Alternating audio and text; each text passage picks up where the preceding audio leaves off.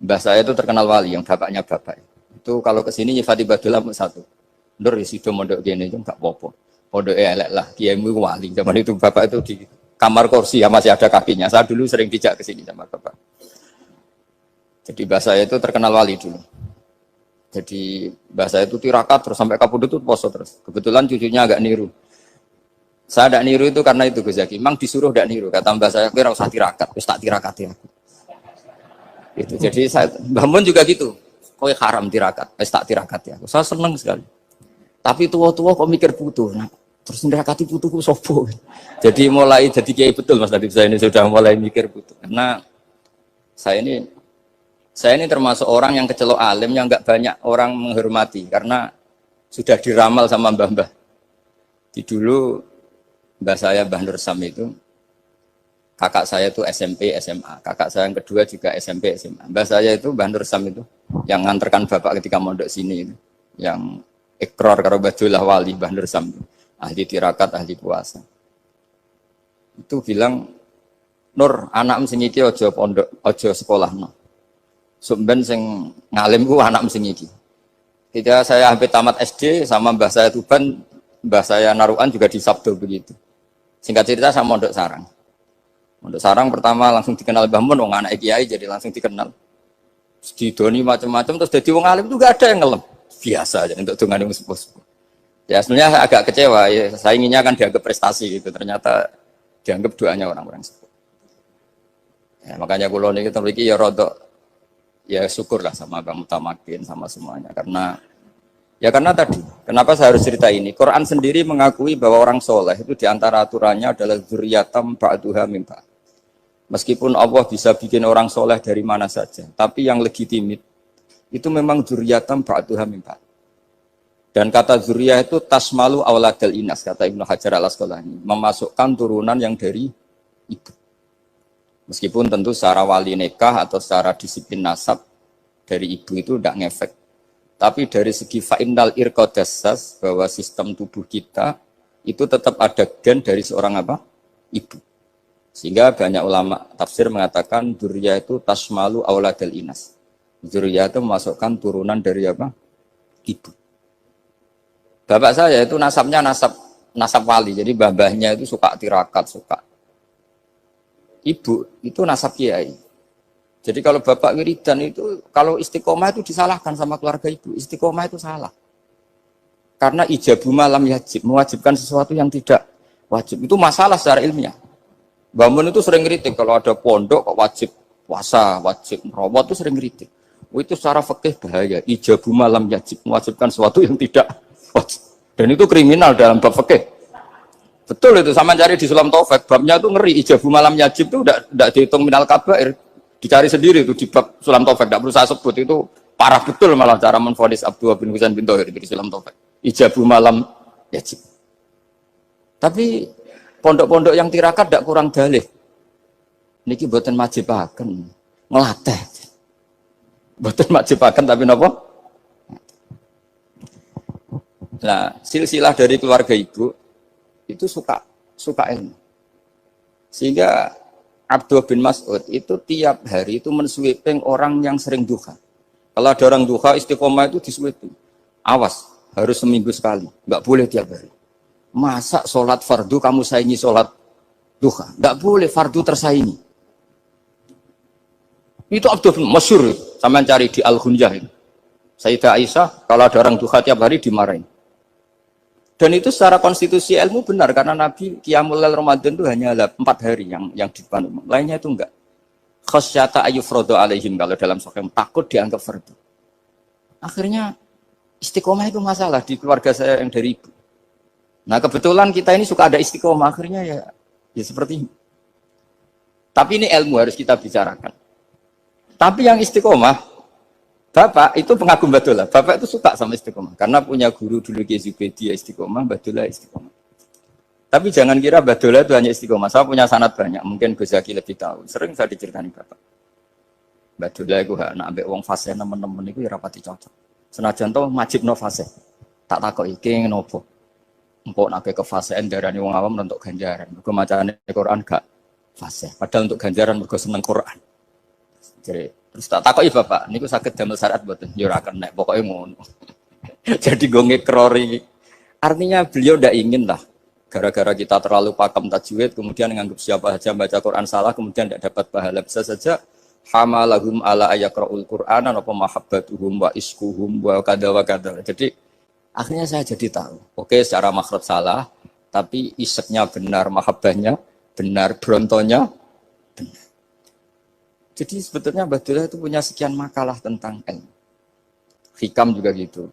Nur nak cah santri ngaji Ihya itu jauh oleh, tapi nak ngaji Hikam mojo. Maksudnya beliau entah kalau setelah itu Abdullah itu melarang siapa saja santri ngaji Hikam itu dilarangnya ada kelas tertentu untuk boleh ngaji Hikam. Nah, kenapa saya cerita ini? Karena saya masih ingat betul di antara wasiatnya Mbah Mun itu. Pirroh sebab apa Fatihah kok ihdinas siratal mustaqim bukan siratoka tapi siratal ladzina an'amta alaihim. Dawe Mbah Mun fa innallaha ta'ala la ya'kul wa la yashrab wa la yanqih wa la kadza wa kadza. Allah itu enggak makan, enggak minum, enggak tidur. Sehingga kita enggak bisa niru Allah. Tapi yang makan tidur itu manusia. Sehingga kalau ingin dekat Allah ya niru siratal ladzina bukan siratoka. Kita cara tidur niru Kanjeng Nabi, niru ulama, cara makan, cara minum, niru Allah tidak bisa. Makanya bukan ihdinas siratal mustaqim siratoka tapi siratal ladzina an'amta. Maka dalam beragama itu butuh master, butuh panutan. Ya tentu Mbah Mun oleh ngendikan pakai luwet orang-orang kuno. Cara Mbah Mun pakai cantolan. Maka saya punya makalah banyak dari Bapak, dari Mbah Mun, dari Mbah Zubair, dari sampai saya itu hafal sanad sampai Rasulullah SAW. Karena yang bisa mengawal ilmu itu sanad.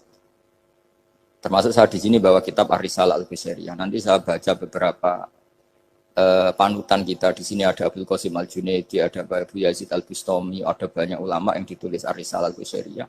Dan itu yang membentuk Imam Ghazali, kitab Ar-Risalah Al-Qusairiyah. Tapi sekarang kita ini tidak belajar lagi tentang tasawuf. Tasawuf itu Abdul Qasim Al-Junaidi jadi wali itu bukan wiridannya terlalu banyak, enggak. Beliau pernah bikin satu kalimat yang menjadikan Allah itu ridho. Kalimatnya begini, kalau malam beliau wiridan gini, ya Allah, kenapa engkau ngasih rezeki saya? Padahal engkau tidak butuh saya. Kalimatnya sederhana. Kalau seorang majikan ngasih servis sama karyawannya, memang butuh pekerjaannya. Orang tua ke anak butuh kasih sayangnya. Tapi engkau ini zat yang tidak butuh saya, tidak butuh kita. Ngapain ngasih? Jadi punya sisi betapa Allah itu luar biasa. Wong tidak butuh kok. Ngasih itu kan luar biasa. Jadi karena mensifati seperti itu Allah itu ridho. Itu luar biasa. Normalnya orang memberi itu kan, apalagi orang memberi kiai itu kacau sekali. 1.000 jaluk swarga. Salam template 1 juta wae jaluk apa? Swarga itu parah lagi. Nanti kalau enggak masuk surga tunda-tunda. Itu ngeri lagi itu 1 juta minta apa? Surga. Sayyidina Ali itu diantara sebabnya beliau dekat Allah itu karena muamalahnya sama Allah itu benar. Di antara muamalah itu yang diriwayatkan di kitab Ar-Risalah Al-Qusairiyah adalah masyhur itu. Kafani izzan antakuna li rabban wa kafani fakhran an aku nalaka abdan. Tiap malam ya beritanya itu. Ya Allah, saya sungguh sangat mulia karena engkau yang jadi Tuhan. Coba kalau saya dituhani manusia yang mati atau dituhani siapa yang mati juga. Wa kafani fakhron an aku nalaka abdan. Saya ini bangga sekali karena jadi budakmu, jadi hamba zat yang tidak mati. Jadi pakem-pakem yang menjadi masyrab kalau dalam bahasa tasawuf itu yang menjadikan wali. Sehingga yang dikatakan ibadah itu apa? Ma'rifatullah. Mengenali Allah secara benar. Jadi jangan kira wali-wali dulu terus terlalu istiqomah, ada juga. Mereka punya pakem yang menjadikan Allah itu ridho. Saya beri contoh nih di sini banyak makalah nanti saya beberapa baca tabarruk. Banyak riwayat dari orang-orang sufi. Nabi Ibrahim itu pernah ketemu orang Majusi. Beliau terkenal sakhok, terkenal sakhian. Ketika ketemu orang Majusi, ya Ibrahim saya ini sehari saja ngasih makan saya. Kamu kan tukang ngasih makan orang. Terus ya tapi bisyarti antus lima, kamu harus Islam. Fakihnya Nabi Ibrahim adalah kalau saya menolong dia berarti nolong orang kafir. Setelah orang itu lewat, berlalu karena Nabi Ibrahim nggak mau hormat, Allah memberi wahyu ke Nabi Ibrahim. Kenapa ya Ibrahim tidak kamu terima 1 hari, kamu kasih makan 1 hari? Ya karena dia majusi. Kata Allah, dia umurnya berapa? 60 tahun. Tanyakan, pernah kelaparan kan hanya hari ini? Iya ya Allah. 60 tahun dia kafir tak kasih makan. Minta kamu sehari aja kok gak boleh. Akhirnya Nabi Ibrahim dipanggil orang majusi, dikejar dipanggil. Ayo tak kasih makan 1 hari. Kok kamu sekarang jadi baik? Habis ditegur Tuhan. Terus kata, ahakada yu'amiluni. Apa seperti itu? Tuhanmu mengu'alamalai saya. Ya na'am. Akhirnya Islam orang majusi. Jadi itu lagi-lagi ilmu. Jadi yang dikatakan ilmu itu nyuwun sewu, satu teori atau kalimat atau apa saja yang menjadikan kita ini pakem. Meskipun pakem itu kadang sulit diterima orang-orang khusyuk. Orang khusyuk itu ya nyuwun sewu ada sisi nakalnya. Makanya Mbah Mun sering kayak jargon masyhur. Zada khusyuan, zada jalan, tambah khusyuk, tambah bodoh. Bukan bodoh dengan makna salah itu enggak. Memang kadang terus anti ilmu. Misalnya gini, ini contoh yang karena saya ini mengkhidmati ilmu, saya beri contoh yang urusan ilmu. Ada orang sujud diinjek orang fasik, kepalanya diinjek orang fasik. Terus si orang yang sujud tadi ini ada di Sahih Muslim, juga ada di Ihya. Wallahi la yaghfiru Allahu laka. Pakai sumpah, wallahi la yaghfiru Allahu laka. Allah langsung mewahyukan ke Nabi fi hadzal zaman, fi tilkaz zaman atau fi dzalikaz zaman. Man dzalladzi yata'alla alayya alla aghfira li fulan qad ghafartu lahu wa ahbattu amalak. Katakan ke orang itu, siapa yang mencatut nama saya yang hanya berstatus tidak memaafkan. Itu enggak fair. Saya ini Tuhan kok bisa yaghfir, bisa yu'adzib. Kok sifat saya tinggal satu yu'adzib itu gimana? Dicatut separuh itu Allah tidak terima. Tapi kalau kita baca Quran, saya ini sama orang fasik ya benci. Saya ini orang soleh, setidaknya pura-pura soleh lah. Karena di depan para kiai. Tapi mau tidak mau. Ketika Allah mensifati dirinya tentang orang munafik gimana? Wa yu'adzibal munafiqina in sya'a au jatuh. Itu cocok tidak cocok. Potensi memberi tobat itu ada. Meskipun sama kalau orang munafik, tapi ya tetap bacanya wa yu'adzibal munafiqina ya in sya'a au jatuh. Rasulullah kayak apa bencinya dengan Wahsy karena qatilu Hamzah. Tapi Nabi tunduk sama konstitusi Quran. Laisa laka minal amri syai'un aw yatuba alaihim aw yu'adzibahum. Akhirnya Allah malah memberi tobat sama qatilu Hamzah yaitu Wahsy. Ini pentingnya baca lagi. Kalau kita tidak baca, hanya khusyuk saja, tidak baca, pasti sama orang yang menginjak orang sujud tadi, yang nginjak pasti salah, nggak dimaafkan. Bongso pasti. Pertanyaannya adalah, betulkah Allah punya sifat satu, yaitu yu'adzib? Makanya kalau kita baca, misalnya baca Quran, walillahi mulkus samawati wal ardh, ya sudah, yaghfiru liman yasha wa yu'adzibu man yasha. Kalau nuruti rasa kita, ya inginnya ke kita, yaghfir, ke orang lain yu'adzib. Tapi Tuhan kan nggak terima. Saya ini Tuhan kok didikte makhluk saya ini gimana? Nggak bisa. Sehingga ya ini lagi-lagi ilmu. Makanya saya cocok nggak cocok itu suka baca. Saya suka sekali baca. Mulai ulama dulu, ulama modern, setengah dulu. Mulai ulama yang kedunian sampai setengah kedunian. Suka. Saya dulu tuh nggak suka uang. Karena saya memang tadi mbah saya dari bapak itu wali mas itu. Kalau tadi Mas Nadif jujur, mulai Mbah Soleh itu suka bully mertuanya, jadi saya alhamdulillah dia jujur. Jadi, Mbah Soleh itu menantunya Raden Asnawi, itu ya bully-bulian sama ini terus ditiru beliau ini. Itu nggak suka sebenarnya. Saya itu ya pokoknya tadi kalau orang daftar wali itu kan nggak suka sama. Karena mereka nangis ketika Allah ngendikan wa aqridu atau ayat-ayat anfiku atau orang baik disifati wa aqridu wa qardan hasanah. Itu hadal khitab li ahlil jiddi wasarwah. Ini khitab untuk orang kaya. Kalau isin Gusti jenengan nampen ngongkon infak kok kalau diinfaki. Jenengan nampen ngongkon ngamal kok kalau di ngamali. Jadi maka yuhibbunal mal, mereka tidak suka harta. Walakin liyana luladzatal khitab bil infak, dan itu harus kaya dulu untuk bisa infak. Jadi itu uniknya. Akhirnya saya Imam Sa'roni penting juga kaya. Jadi wali untuk suka harta itu nunggu diperintahkan Allah. Alhamdulillah kita enggak, sudah wali dulu karena sudah senang harta balik. Jadi kayaknya keren kita di bang wali-wali itu. Artinya wali itu tahu pentingnya harta setelah jadi wali. Kita alhamdulillah mulai kecil sudah tahu pentingnya harta. Kayaknya kita lebih wali. Imam Syafi'i itu dulu gak suka sama orang kaya. Saya berkali-kali ceritain. Karena dia dididik Sufyan As-Tsauri, Sufyan bin Uyainah. Tapi ketika ketemu Imam Malik itu kaya raya. Meskipun dia hidupnya sederhana tapi kaya raya. Pas beliau mau Imam Syafi'i dia agak-agak sopan kalau sekarang tanya, setelah jenengan ilmu yang saya harus ambil siapa? Kata Imam Malik, yang sealim saya itu sudah meninggal Abu Hanifah, tapi muridnya masih, namanya Muhammad bin Hasan Asy-Syaibani. Kamu datang ke sana. Semalam itu Imam Malik dikasih uang 500 dinar. Padahal 1 dinar itu 4,25 gram. Bisa dihitung tuh, berapa ratus juta. Terus paruhnya dikasihkan Imam Syafi'i. Nah, tidak kasangoni. Pagi-pagi diajak ke Baki. Dulu Baki itu ada kafilah rental unta. Mana kafilah yang mau ke Irak? Kita. Ya sudah ini antar. Tak bayari. Diantar Imam Syafi'i. Diantar ke Imam Muhammad bin Hasan Asy-Syaibani di Irak. Itu ketemu Muhammad bin Hasan Asy-Syaibani pertama itu apa? Beliau itu kalau ngitung uang di meja. Emas-emasnya di meja, uangnya, dolar, semuanya di meja. Tambah kaget. Ini saya sama Imam Malik ingkar, ini malah lebih parah lagi. Kata Muhammad bin Hasan Asy-Syaibani, "Atak jabu min hadza." Kamu kagum dengan ini, merasa aneh? Iya. Ya sudah, ini tak kasihkan orang fasik. Tinggo demenan, tinggo judi. Jangan, jenengan saja. Kalau jenengan kan orang soleh dipakai kebaikan. Berarti orang soleh boleh kaya. Angsal-angsal. Semenjak itu Imam Syafi'i kebablasan. Sampai fatwa kiai fakir itu haram. Kiai bisa bikin rumah bagus, bikin rumah jelek. Haram. Suasa al-Islam ya lu wala. Yolah. Nah lagi-lagi kebetulan kita sebelum ngaji Imam Syafi'i sudah seperti itu. Jadi ini justifikasi. Lagi-lagi itu ilmu. Saya ulang lagi itu ilmu. Akhirnya saya baca kitabnya Imam Sa'roni namanya Al-Minanul Kubro. Itu beliau cerita wa mimma manallahu alaihi. Kesannya kayak orang sombong. Tapi sebetulnya yang sopan itu yang sombong karena Imam Sa'roni kan bilang, kamu harus memaklumatkan diri kalau antum minal ulama il amilin. Kamu termasuk ulama yang amilin. Terus ditanya sama orang-orang, bagaimana kalau nyatanya enggak? Kamu tadi subuh sholat, iya saya sholat.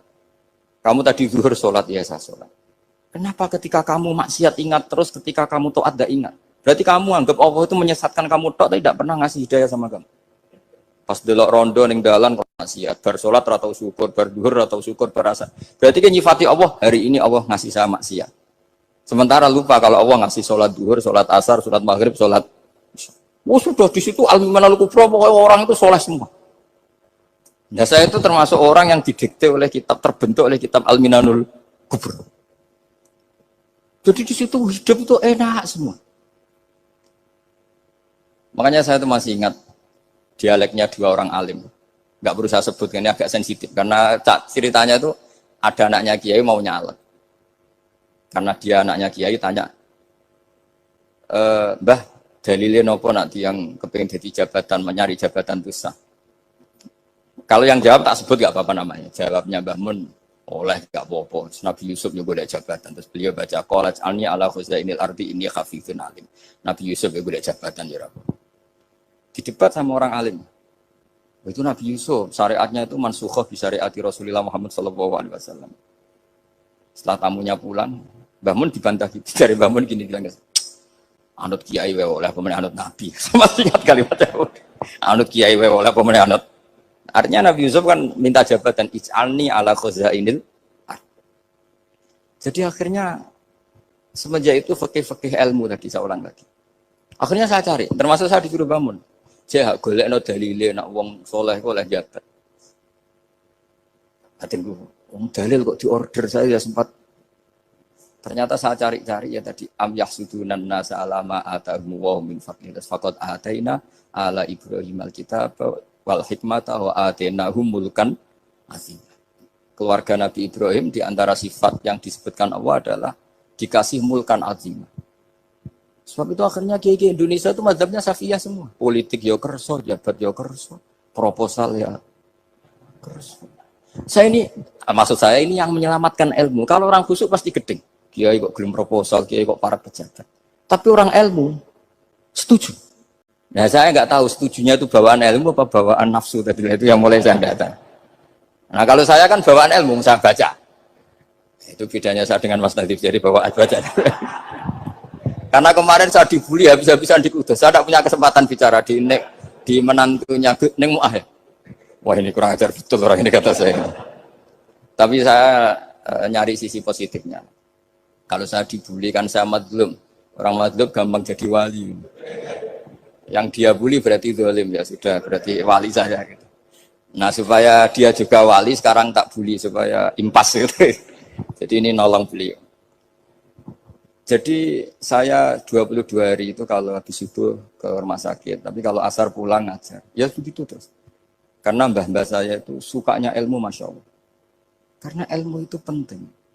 Apapun pakemnya para wali itu kalau diingatkan secara ilmu itu terus kayak runtuh. Saya berkali-kali mencontohkan. Dan itu valid, data itu valid. Sufyan bin Uyainah itu orang yang khusyuknya Masya Allah. Gurunya Imam Syafi'i, gurunya Imam Malik. Itu beliau menceritakan dalam kitab Khilyatul Auliya. Nabi Isa itu senengannya itu ceria sekali. Nabi Yahya itu senengannya bersengut, abusan, suka kayak takut akhirat, takut penyakit. Tapi bukan takut corona, enggak ya jelas. Saya akhir-akhir ini fatwa, sekarang jangan baca Uwais Al-Qarani, tapi Al-Qarni. Meskipun saya tahu ada yang baca Qarani di kitab-kitab, ada yang baca Qarni. Tapi sekarang wajib dibaca Al-Qarni sementara. Sekali dibaca Al-Qarani itu nisbatun ilah.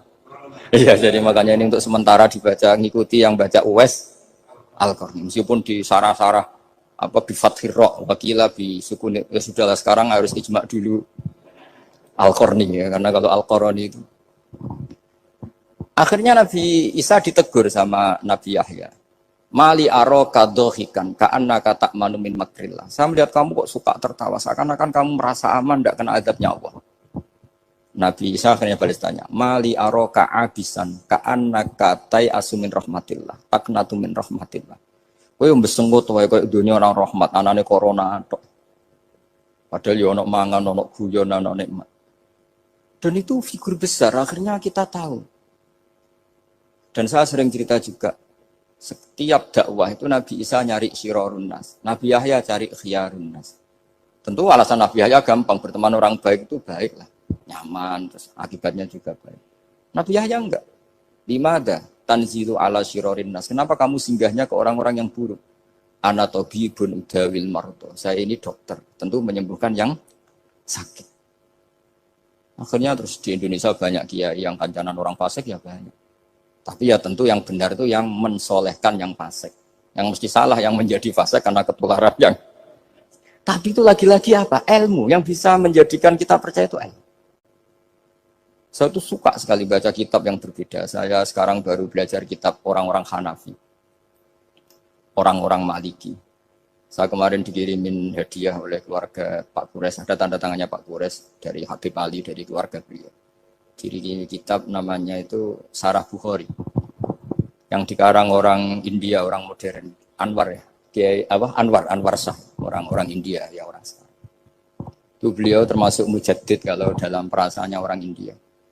Mensarai Bukhari ya, kira-kira sanadnya Sayyid Muhammad ke beliau itu 3 atau 4. Beliau termasuk orang-orang yang bisa membentuk India seperti itu. India kan banyak syurahul hadis, termasuk Waliullah Ad-Dahlawi, terus Syekh Yusuf Al-Kandahlawi, banyak lah saya. Itu beliau cerita di kitab-kitab itu bahwa ilmu itu harus diungkapkan. Terus beliau cerita banyak tentang kewalian. Sampai dalam cerita kewalian itu unik. Dan terus kayak jadi wali itu gampang sekali. Ya diantaranya itu, wali itu mau modal rasido. Sab'atun yudhilluhum wa fi dhillihi wa maladhilla ila dhillihi. Itu diantaranya itu. Wa rajulun da'athu imra'atun datu jamalin wa mansibin. Faqala inni akhafu. Mau modal gak sido. Terus dijak wong ayu, menarik, muni ra gelem. Modal ra gelem iku iso dadi wali. Iku yuzilluhum wa fi dhillihi yauma la dhilla. Ya. Nah, masalah kita ora digelemi lah itu masalah. Itu sangat. Jadi gampang sekali dalam kitab Al-Minanul Kubra. Dan kalau baca itu enak. Misalnya gini. Tentu masa lalu kita yang buruk itu tidak diceritakan orang lain. Dan itu kadang karena gengsi. Tapi kalau melihat hadisnya Nabi itu gampang sekali. Kullu ummati mu'afan ilal mujahirin. Umatku semua itu dimaafkan. Kecuali yang memperlihatkan salahnya dosanya. Jadi nggak boleh kalau sampean sekolah nggak naik kelas cerita anaknya. Kalau saat dulu nggak naik kelas, kalau punya utang koperasi nggak pernah bayar, nggak boleh. Cerita seperti itu boleh. Kalau ditanya, Bapak dulu pinter nggak? Oh pinter sekali. Harus bilang gitu, pinter sekali. Pernah ranking sekali, sudah nggak apa-apa itu. Meskipun dengan makna yang lughawi ya. Saya dulu iskal. Kan Nyun Sewu saya ini sering diparani orang yang mau tobat, cerita Gus saya dulu sering main perempuan, sering mabuk, tapi sekarang saya mau tobat gini-gini. Karena ini orang awam, tak terima. Tapi saya bilang gini, kamu jangan cerita ke anak kamu. Terus dia cerita, tapi kan saya harus jujur. Karena ilmunya dia baru terlalu jujur itu penting gitu. Terus pokoknya menurut kula ora oleh cerita, pokoknya ora oleh cerita. Ya Gus oke nurut. Setelah itu saya nyari-nyari sarah, termasuk kitab itu. Kok bisa orang yang yang tidak mujahirin, orang yang menutupi salahnya malah dimaafkan, yang cerita jujur pernah salah malah tidak. Sangat bener. Misalnya seorang bapak cerita, "Cung aku dhisik nak pacaran tak ambung." Misalnya, anaknya mesti suatu saat kan dia puber. Mesti nak ngambung niru bapak. Nah, kalau yang cerita itu ribuan atau jutaan. Cung aku zaman yang pondok itu rezekiku kombodoni. Kan terus jadi syariatun mutabah. Apalagi yang cerita ini ternyata jadi kiai, ternyata gitu ya tetap jadi kiai. Jadi kalau pura-pura soleh di rumah pura-pura soleh, seakan-akan di pondok tidak pernah kodok, tidak pernah setor meluntir, tidak pernah apa kan? Katanya, lalu lucunya, oke itu alasan. Alasannya Imam Ghazali itu paling masuk akal. Ini saya cerita, illa aliman barokahnya baca Imam Ghazali. Fa inna wa ta'ala yakrohu zuhurul ma'asi. Wa min asbabi zuhur adalah al-mujaharah. Karena Allah itu gak suka maksiat itu begitu kelihatan. Dan awal dari kelihatannya maksiat adalah semua orang cerita. Akhirnya maksiat dianggap biasa saja. Jadi kalau semua orang cerita zaman mondok nakal itu akhirnya semua orang yang nakal. Oh itu niru kiai ini, karena ini niru kiai. Kan repot. Tapi kalau semua kiai sok suci atau suci betul, dan semoga ya suci betul. Kan yang maksiat, yang mau maksiat ini nggak punya alasan karena masternya tidak pernah maksiat. Meskipun sebagian yang seutuhan nggak pernah konangan, nggak tahu pokoknya yang penting seperti itu. Itu hebatnya konsepnya. Saya dulu ya eskal loh. Kok? Ya tadi kullu ummati mu'afan illal mujahirin. Saya dulu eskal kan. Tapi setelah baca Ihya kata Imam Ghazali, karena Allah itu nggak suka zuhurul ma'asi. Allah nggak suka kalau maksiat terlalu muncul. Dan termasuk sebabnya muncul adalah setiap orang jujur menceritakan masa lalunya. Sebab itu kita sebagai orang Islam yang entahlah istilahnya apa. Kalau istilahnya Mas Najib Islam Nusantara atau moderat macam-macam lah.